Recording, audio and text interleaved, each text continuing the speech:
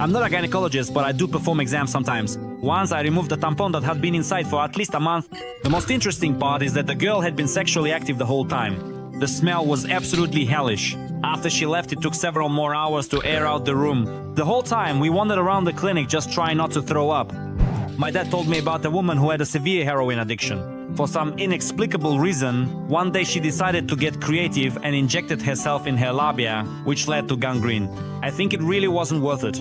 I'm a bit late with my answer, but still. Medical student. In a few weeks I'll be a fully qualified doctor, though not exactly a gynecologist. When I was doing my gynecology rotation, I was sent to examine a young woman. While I was preparing for the exam, the smell in the room was so strong that I started thinking I was about to see the worst case of bacterial vaginosis I'd ever encountered. I start the examination looking inside, but I don't see any unusual discharge. Strange, I begin to move back and notice that the farther away I get, the stronger the smell becomes. Turns out her feet just smelled absolutely terrible.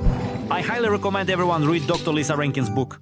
What's Up Down There? There's a section where she writes about the most horrific cases of her entire career. For example, about how she found maggots, money, and so on. But that's just the tip of the iceberg. The wildest case was about a woman who had a potato growing out of her vagina. Check this out! Wait, what? So basically a woman decided to use a potato as a contraceptive and inserted it into herself. And since potatoes love warm, dark and moist places, it started to grow actively, and eventually potato sprouts were dangling out of her vagina.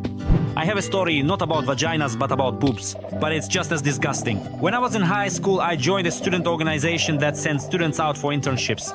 I decided to go help out at the emergency room. One time they brought in a very overweight woman. Her complaint was chest pain. Everyone could tell that she had an extremely foul odor, so the doctor decided she needed to be washed and examined. He washed her, lifted one of her breasts, and the smell that came from there was so bad that we all nearly passed out. Under her breast, there was a colorless scab.